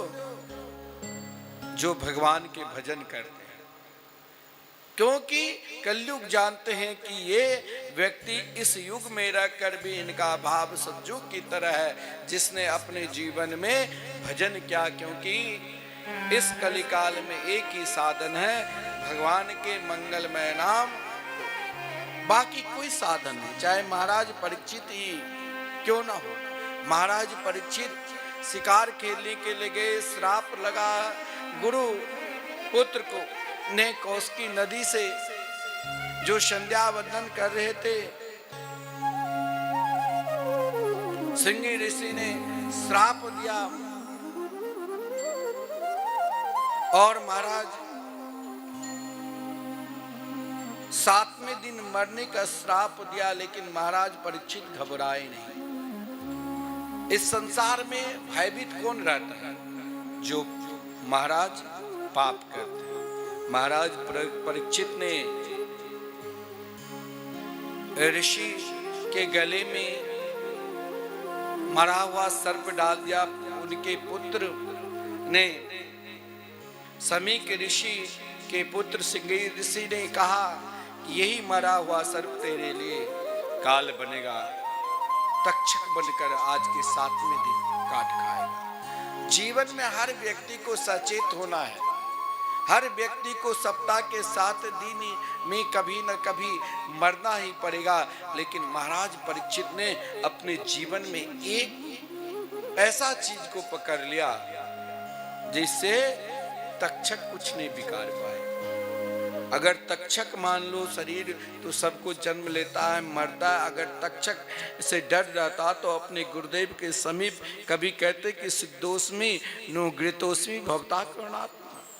और महाराज परीक्षित पर तो ऐसे कृपा किए, स्वयं भगवान श्री कृष्ण शुक के रूप में आया। स्वयं राधा रानी ने लीला शुकोयम वृषभान जाया पवित्र चंचु प्रिय चुंबनेन एकांतिको नन्न रहस पाठी गोलोक प्रसादा सदा निवास। जिनके ऊपर जो स्वयं महाराज रास राश्वरी राधा रानी की कृपा हो, अपने सबसे कृपा रूपी फल को महाराज परीक्षित के पास भेज दिया हो। जिन परीक्षित ने माता के गर्भ से जन्म लेते ही भगवान को पहचान लिया था, हम लोग आज तक भगवान के नहीं पहचाने। जिसने भगवान को हम क्यों नहीं पहचाने? क्योंकि हमारे अंदर अभी तक उन स्तर तक हम नहीं पहुंचे। लेकिन महाराज परीक्षित तो अपनी माता के गर्भ से निकलती ही भगवान को पहचान लिया। क्योंकि जब जन्म लिए तो रो रहे थे, लेकिन भगवान के गोद में जाते ही मुस्कुराने लगे। और महाराज परीक्षित को श्राप भी लगा। तो सज्जनों, जब वहां पर ब्रह्मर्षि, देवर्षि, राजर्षि, बड़े बड़े ऋषि मुनि के आगमन हुआ, लेकिन महाराज परीक्षित ने सभी को प्रश्न एक ही किया कि मरणासन व्यक्ति का क्या कर्तव्य है। जिस किसी को यह मालूम पड़ जाए कि मेरी मौत 7वें दिन होगी, उसे किस देवता का नाम लेना चाहिए, किस देवता की पूजन करना चाहिए, किस देवता की आराधना करना चाहिए। संपूर्ण ऋषि मुनि ने अपने अपने भाव के साथ, क्योंकि हर महापुरुष की वाणी को जीवन में उतारना चाहिए, लेकिन तब तक वाणी को श्रवण करो, सत्संग जाओ, जब तक आपका जीवन स्वयं न बदल जाए। महाराज परीक्षित जब शोक तीर्थ पहुंचे और भगवान के नाम स्मरण करे, तो उस समय महाराज वहाँ अत्रि जी, वशिष्ठ जी, चमन ऋषि, भृगु, अंगिरा, पराशर, विश्वामित्र, भरद्वाज, गौतम, पिपलाद, अनेक बड़े बड़े ऋषि मुनि के आगमन हुए। सब अपने अपने अनुसार अपना मत दिया। हर के मत को सुनो, लेकिन उन्हीं का मत को अपनी बुद्धि में उतारो, जिससे आपका जीवन बदल जाए। लेकिन महाराज परीक्षित ने सबके मत को आदर किया, परंतु जब तत्रा भगवत भगवान व्यास पुत्रो, जब आदरणीय भगवान सुखदेव जी का आगमन हुए, उस मत को अपने हृदय में अपनाया। क्योंकि महाराज आदरणीय श्रीमान सुखदेव जी किसी गृहस्थ के द्वार पर मात्र जितनी देर गौ की दुहन उतनी देर ठहर सकते। जो महाराज जंगल से जाने वक्त जिनके पिता ने स्वयं अपने आप को, जब अप्सराएं नदी में स्नान कर रही थी, तो आदरणीय श्रीमान सुखदेव जी को देखकर यथावत स्नान करती रही, लेकिन व्यास जी को देखकर वस्त्र पहन लिया था। क्यों? क्योंकि व्यास जी ने पूछा बेटी कारण, बोले कि आप हंस है। हंस का क्या स्वभाव होता है कि पानी दूध मिला दो ना, तो दूध को पी लेंगे, पानी को छोड़ देंगे, लेकिन परंतु आपके जो पुत्र है परमहंस है, परमहंस की वो गति है, उनको पता ही नहीं। वो तो सब में एक ही भाव प्रियाप्रीतम को दर्शन करते हैं। महाराज परीक्षित जान गए कि यही भाव मुझे प्रियाप्रीतम से मिला सकते हैं। इसीलिए श्रीमान सुखदेव जी के चरणों में प्रार्थना की, प्रणाम किया और महाराज जीवन में एक भरोसा होना चाहिए, जीवन में एक विश्वास होना चाहिए। जीवन की भरोसा, जीवन की विश्वास अगर आपके हृदय में बना है तो आपका कल्याण जरूर होगा। नहीं, हम लोग भजन गाते हैं, मोहे तो एकमात्र भरोसे हे प्यारी जू, हे श्यामा जू, हे किशोर जी, आपकी चरणार बिंद में मोहे तो भरोसा। कि मोहि तो भरोसो है तिहारो री किशोरी राधे। मोहि तो भरोसो है तिहारो री किशोरी राधे। मोहि तो भरोसो है तिहारो री किशोरी राधे।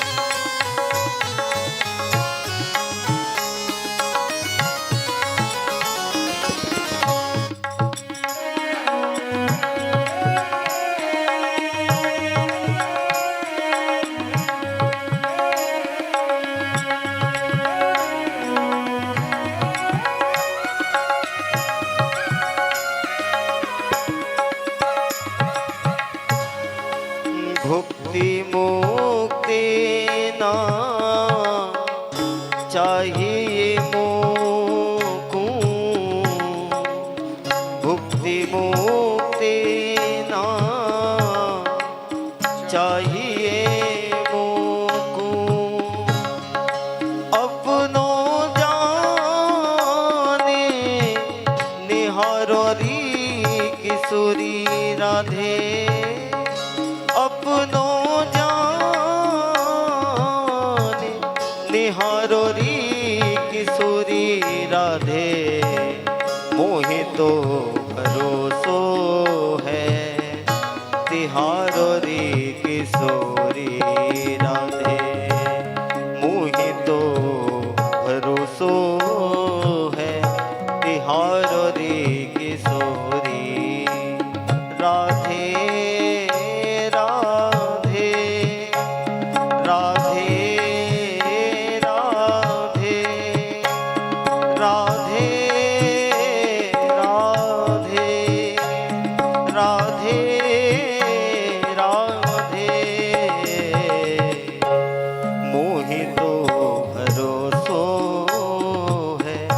तिहारो रे किशोरी राधे।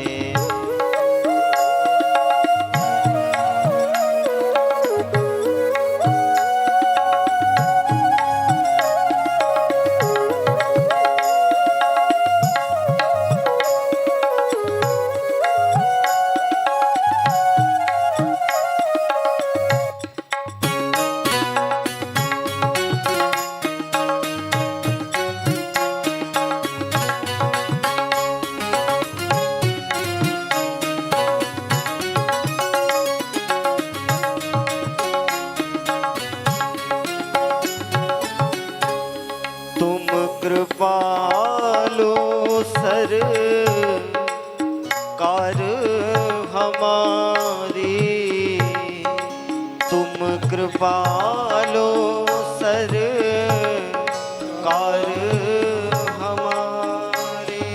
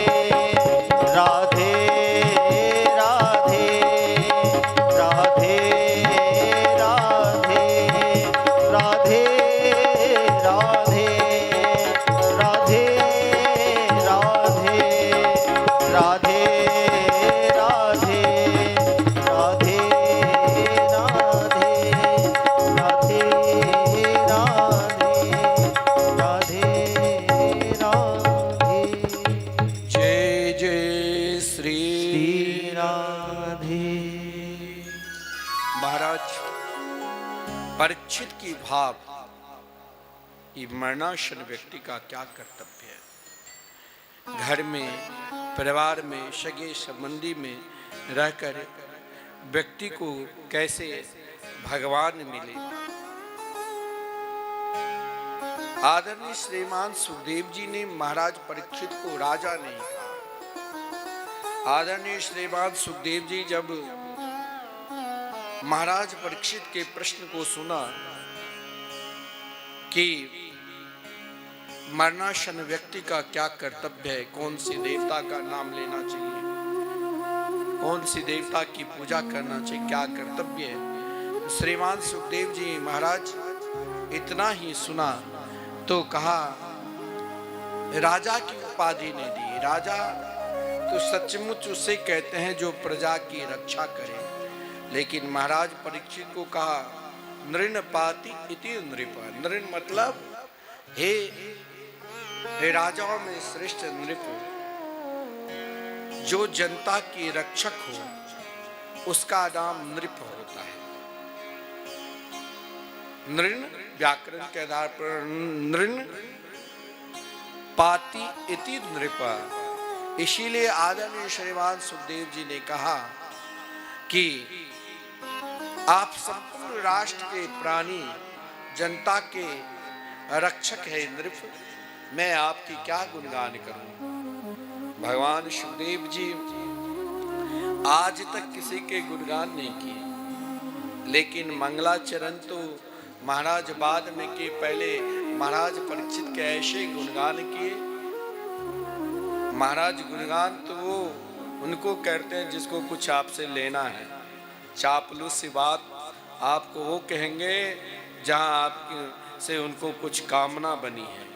कहा गया है ना, सुलभा पुरुषालोके सततम प्रियवादिना अप्रियस्य प्रत्यस्य वक्ता क्षोत्रासु दुर्लभम।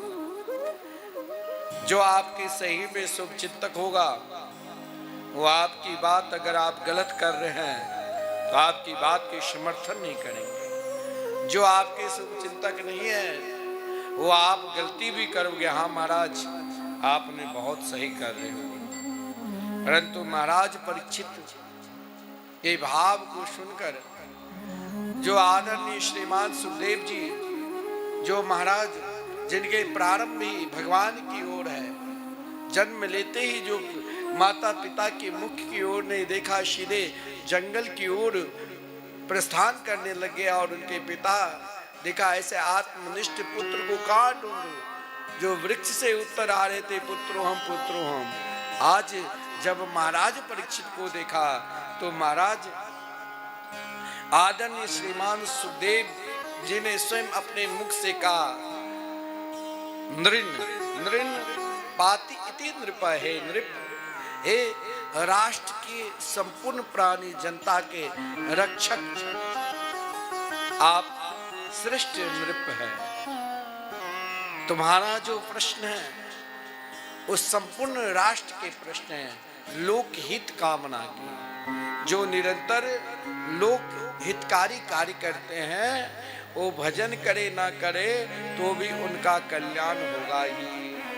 किसी गरीब की सहायता करते हैं, किसी के कार्य में आगे बढ़ते रहते हैं सुख दुख में, तो उनकी रक्षा भगवान करते हैं। आज महाराज परीक्षित के विषय में आदरणीय श्रीमान सुखदेव जी महाराज ने कहा वरिया निसते प्रश्न कुत्कृतो लोक हितं नृपा आत्मवेद समत पुंसा श्रोतव्यादिषु पर। हे राजन, आपका जो प्रश्न है वो लोक हितकारी है, लोक कल्याण के लिए श्रेष्ठ है। दुनिया के लोगों इस प्रश्न के कारण इस प्रश्न को निरंतर गुणगान करेंगे।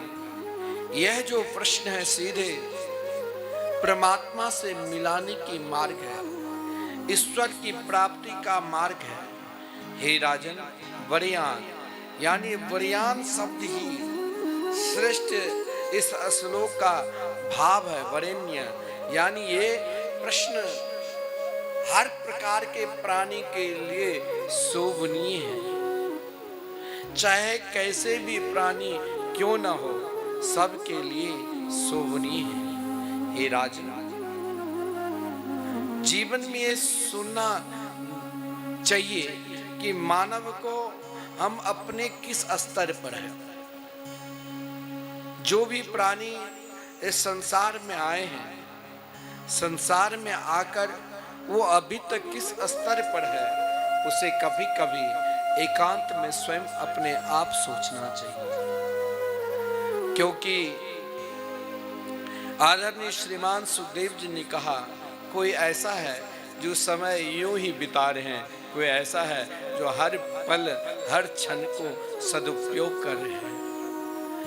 हर प्राणी के विषय में का निद्रया ह्रियते नक्तम व्यवायेन चबाबय दिवाचार्थे हया राजन कुटुम्भरे नवा।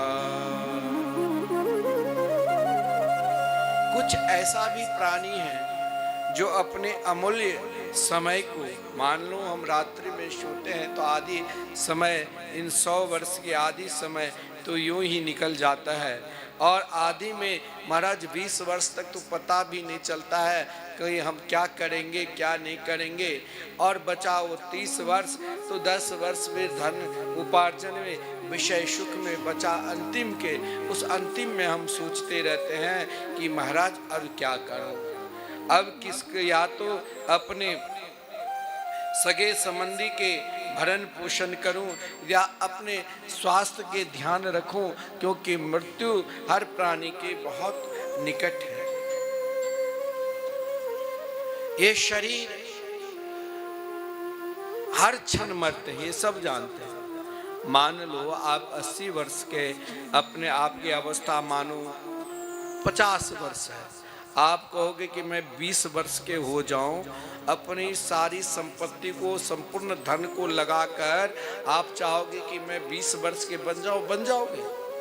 चाहे खूब पौष्टिक खाना खा लो, आयु जो निर्धारित है मरना ही पड़ेगा। अरे आप एक क्षण भी चाहोगे कि मैं अपना बचा लूं, जो आपके समय निर्धारित है उस समय में आपको मरना ही पड़ेगा। अपनी सारी संपत्ति को भी लगा दोगे तो कोई महाराज नहीं बच सकता है। यही भगवान की लीला है। इसलिए अपने एक सिद्धांत को जीवन में उतारो।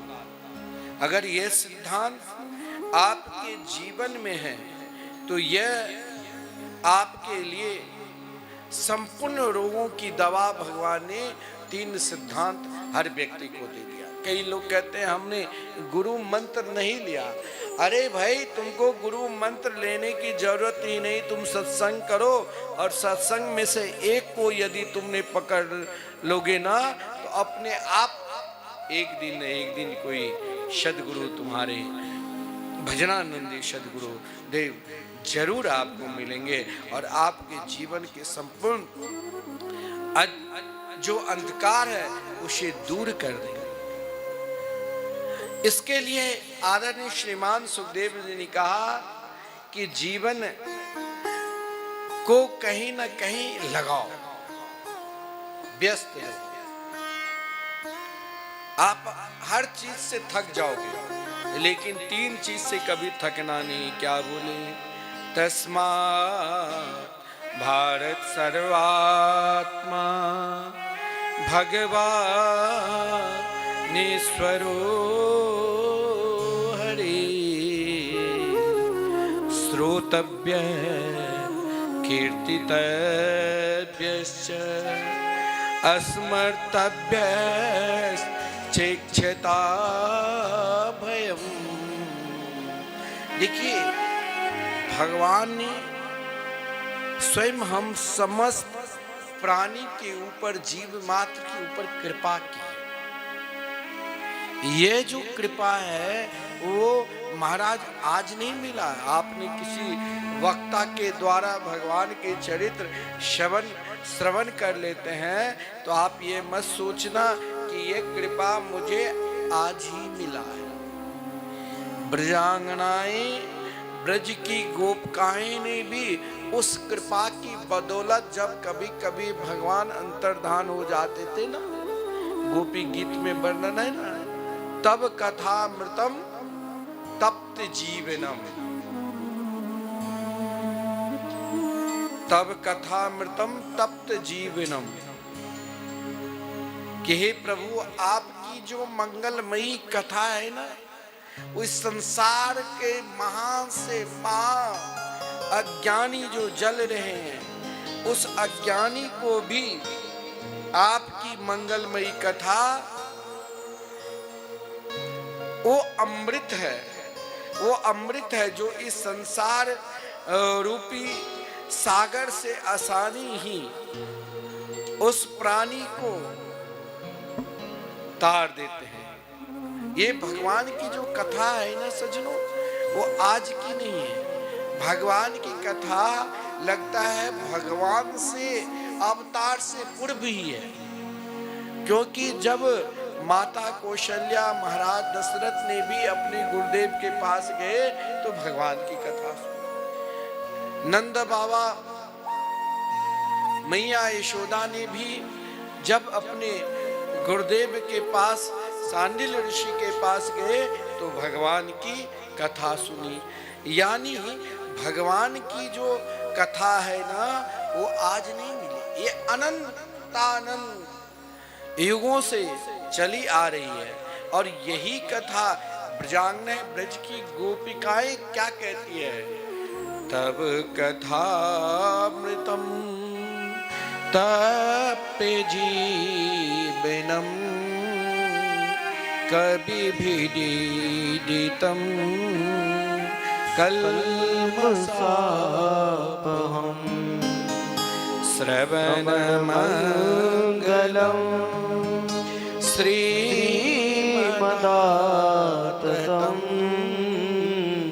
भुवि गृह्णन्ति ते भूरिदा।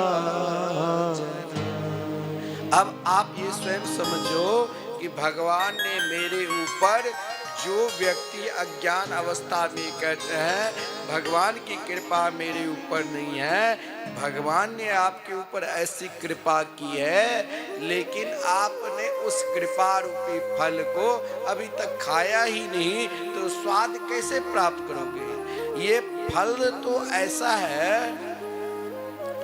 कि इस फल को खाने मात्र से ही आपके ऊपर, चाहे आप नाना प्रकार के दैहिक देवी भौतिक ताप से दुखी है, लेकिन ये जो कथा है ना सज्जनों, इस कली काल में आपके लिए सतयुग त्रेता द्वापर कलयुग हर जीव मात्र के लिए ये अमृत की तरह है। क्योंकि ये कथा निरंतर बड़े बड़े महापुरुष साधु संत धर्माचार्य निरंतर गान किए हैं। इसीलिए जीवन में सुखी होना चाहते हो तो भगवान की कथा, ये मैं नहीं कह रहा हूं, यह स्वयं भागवत में कहा गया है, तस्मात् भारत सर्वात्मा भगवान हरिश्वर। भगवान को पुकारो महाराज, भगवान को पुकारोगे तो आपका कल्याण होगा। ये शरीर कब है कब नहीं है कोई नहीं जानते हैं, लेकिन एक धन को लॉकर में जैसे आप कोई विशिष्ट धन सोना चांदी को छुपा कर रखते हो कि कोई जान ना ले, लेकिन ये एक ऐसा धन है, इसे जितने विस्तार करोगे उतने आपके लिए फायदा। क्या? तो भगवान की कथा।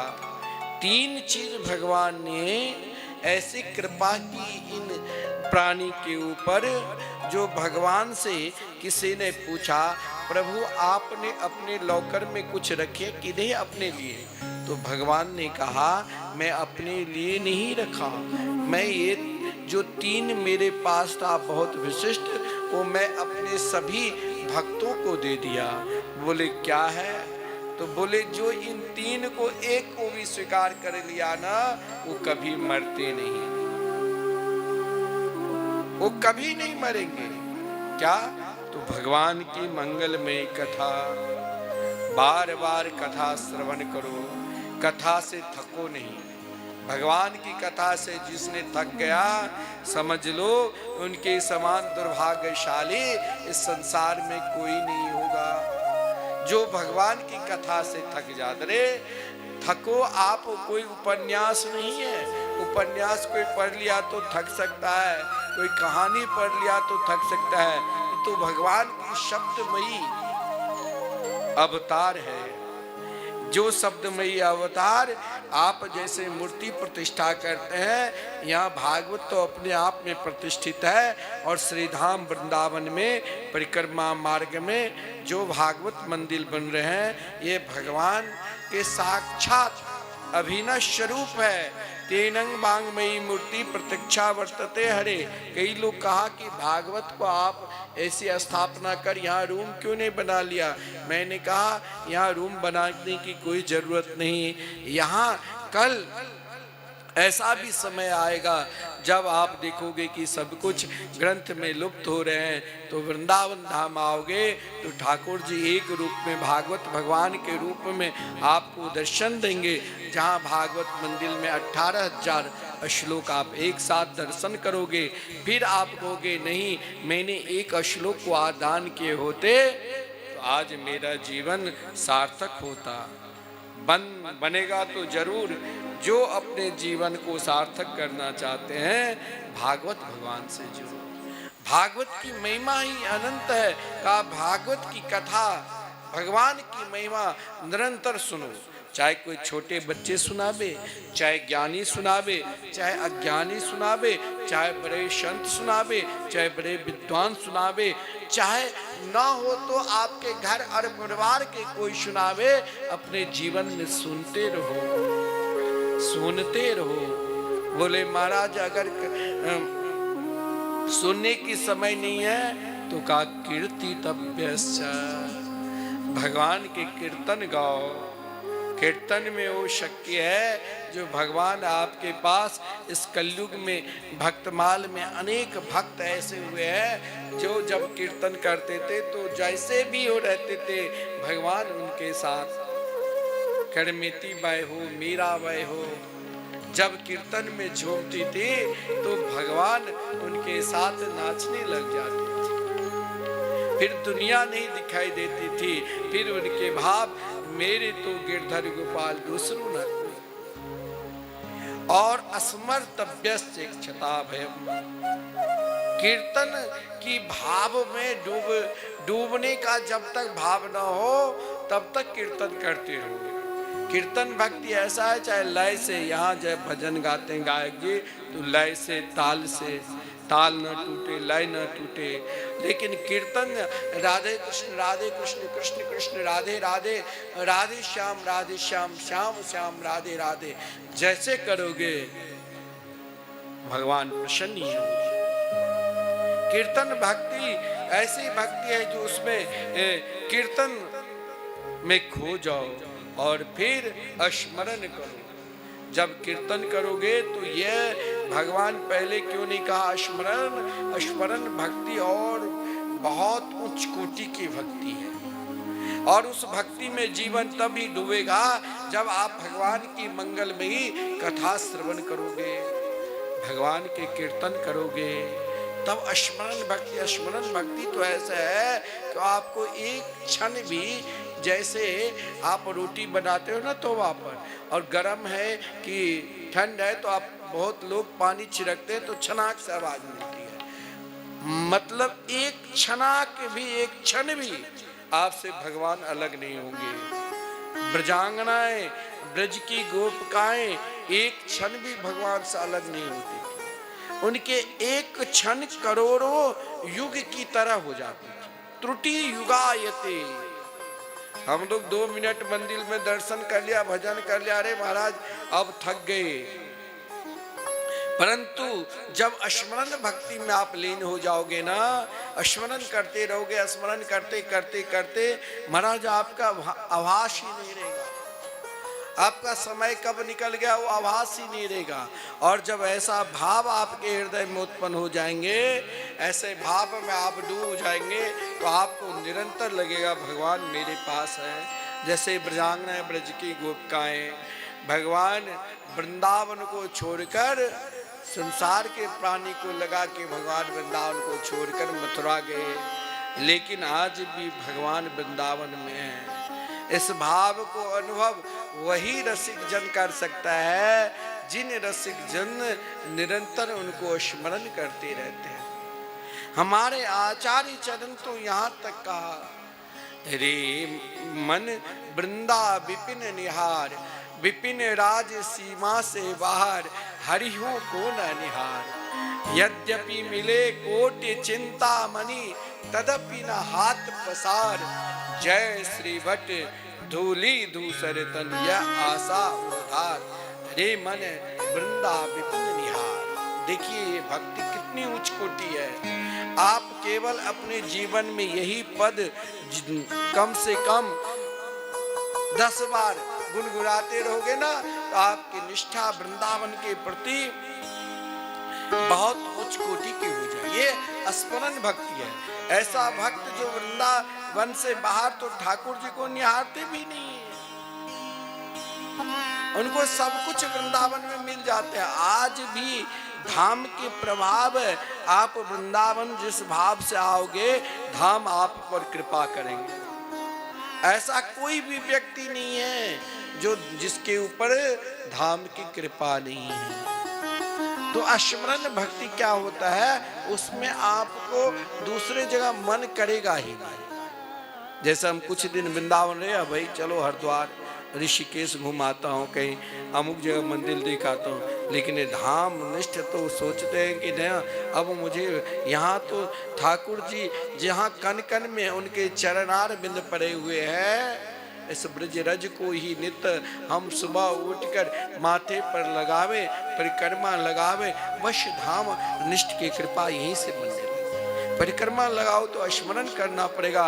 यहाँ स्मरण भक्ति जो है, जब आप श्रवण भक्ति में अपने जीवन को लगा दोगे, कीर्तन भक्ति में लगाओ दोगे, तब तीसरा जो अवस्था है वो कहा कि महाराज स्मरण भक्ति तो ऐसे है, ब्रजांगनाएं श्री कृष्ण चाहे वृंदावन छोड़ कर गए, लेकिन उनके लिए कभी नहीं गए।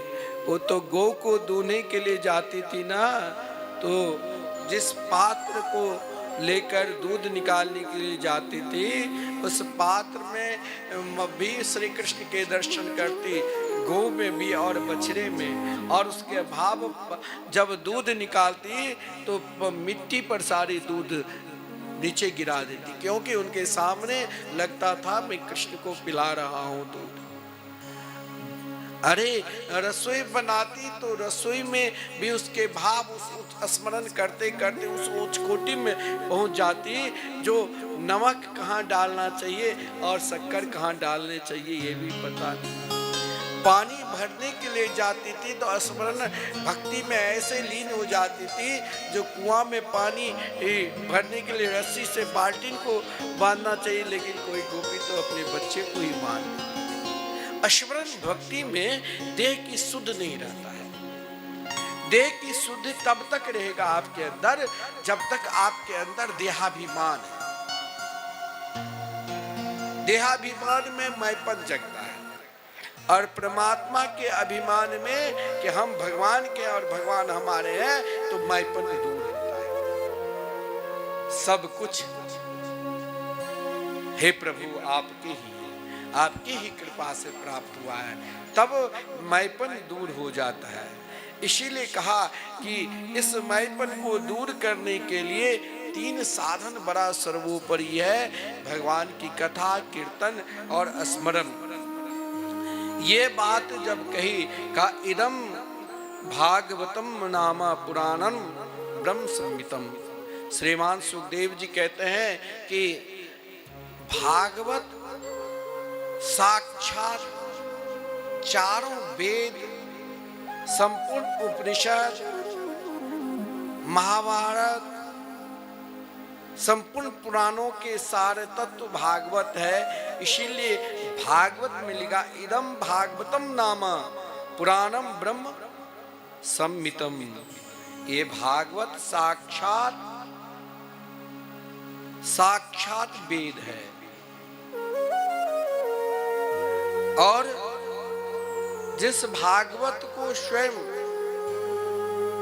द्वैपायन व्यास जी ने इस भागवत को सुंदर जो द्वापर के अंत में रचना की है, आप इस भागवत को कोई साधारण नहीं मानना, कोई ग्रंथ नहीं मानना, कोई पोथी नहीं मानना। आप केवल भागवत के शरण को स्वीकार कर लो, आपको सब कुछ मिल जाएगा जो चाहिए। धर्म, अर्थ, काम, मोक्ष चारों अगर पुरुषार्थ कहे हैं तो भागवत के चरणारविंद में कहा गया है, मुनि ही प्रथम हरि कीर्ति गाई। मुनि प्रथम हरि कीर्ति गाई। तहि मग चलत सुगम सोई पाई। चलत सुगम मोहि पाई। जीवन की सुगमता, सबसे अधिक जीवन में सुगमता अगर कुछ है तो भागवत भगवान है। आप भागवत भगवान के शरणागति को स्वीकार कर लो, जो चाहोगे वो मिलेगा। और यही कारण से ये आदरणीय श्रीमान सुखदेव जी को बोलना पड़ा कि एक बार संपूर्ण जगत के, भारतवर्ष ही नहीं संपूर्ण विश्व के संत एकत्रित हुए और बोले कि अनेक धर्म ग्रंथ है, अनेक पंथ है, अनेक विचार है, अनेक गुरुओं हैं, लेकिन प्राणी के कल्याण के लिए ऐसा कौन सा सिद्धांत है जिस सिद्धांत को अपनाने से उनको फिर कहीं भटकने की जरूरत नहीं। तो सभी संत ने एक साथ एक मत में, महाराज ये नहीं कोई विरोध क्या कि इनको हम वोट नहीं देंगे, एक साथ सब हाथ उठाए, जितने भी साधु संत थे, और सब ने यही कहा कि एतन्निर्विद्यमानम् इच्छिता मा कुतो भयम् योगिनां नृपनितं हरेर्नामानुकीर्तनम्। सभी संत महापुरुष ने अपने जीवन में जो भी भजन, साधना, उपासना, भगवान के दर्शन किए थे ना, तो सब एक ही साधन कहा कि भाई एक साधन कर लो, कहीं भटकने की जरूरत नहीं। क्या? हरे नामानुकीर्तन, भगवान के नाम का स्मरण करो, नाम का स्मरण करो। क्योंकि नाम तत्व जो है ना, वो नाम तत्व हम स्वयं सीताराम राधे श्याम नहीं बोलते हैं, मेरे ऊपर भगवान ने जो कृपा की तभी हम नाम लेना प्रारंभ करते हैं। नाम आप चाहोगे कि मैं नाम ले लूं अपने मन से, ये आप ले ही नहीं सकते हो। नाम वही ले सकता है जिसके ऊपर भगवान की अनुग्रह है, भगवान की कृपा है। क्योंकि भगवान ने सब कुछ देने के बाद सोचा कि कहीं कोई भटक न जाए, तो भगवान अपने आप को अपने नाम में समा गए। इसीलिए संतों ने एक मत में कहा कि इस कलिकाल में आप कुछ करो ना करो, लेकिन हरे नामानुकीर्तन। जिसने एक बार कीर्तन भाव के साथ विश्वास किया, उनका उद्धार हुआ। बोले किसको? बोले महाराज खटवांग को। महाराज खट्वांग ने देवताओं के पक्ष में असुर के साथ युद्ध किया। कई युग बीत गए। जब देवताओं को विजयश्री दिला दिए तो बोले अब महाराज मैं अपने घर जाऊं। तब तक तो सब नष्ट हो चुके थे। तो बोले महाराज अब आप क्या करोगे जाकर? देवता लोग कहा आप हमसे कुछ वरदान मांग लो। जितने भी देवी देवता है ना, उन देवी देवताओं के उपासना का एक ही फल है, अगर आपके ऊपर देवी देवता प्रसन्न है तो आप भगवान के नाम ले लो। क्योंकि संपूर्ण देवता ने महाराज खट्वांग से यही कहा कि देखो महाराज, जो चाहिए वो हम दे देंगे, कल्प वृक्ष है मेरे पास, लेकिन मोक्ष देने के अधिकारी एकमात्र उनके मंगलमय नाम नहीं। बोले अच्छा, तो महाराज अब बताओ नाम कब कैसे लूं? मेरी आयु कितनी है? बोले 2 घड़ी। अरे 1 घंटा से भी कम। एक तो कहा ठीक है, कहाँ नाम जाप करूं जो भगवान जल्दी प्रसन्न हो जाए। देखिए सब देश है, सब देश में अपने अपने सब इष्ट को पुकारते हैं, लेकिन भारतवर्ष की महिमा स्वर्ग लोक से भी अधिक है। देवता स्वयं गान करते हैं, ओहो अमीशाम किमकारी शोभनम। आश्चर्य आश्चर्य की बात है कि इन प्राणी ने कौन से तीर्थ में जाकर कैसी तपस्या की है जो इस भूमि पर आकर श्री राम कृष्ण के मंगलमय नाम की उपासना करते हैं।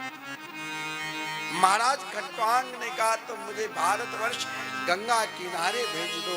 हरिद्वार आए, 1 घड़ी 2 घड़ी समय में आधी घड़ी निकल गई, 1 घड़ी बचा था और भाव के साथ प्रभु को पुकारने लग गए और गाने लगे क्या? हरि का भजन करो, हरि है हमारा, हरि का भजन करो, हरि है हमारा। हरि के भजन बिना, हरि के भजन बिना नाही गुजारा।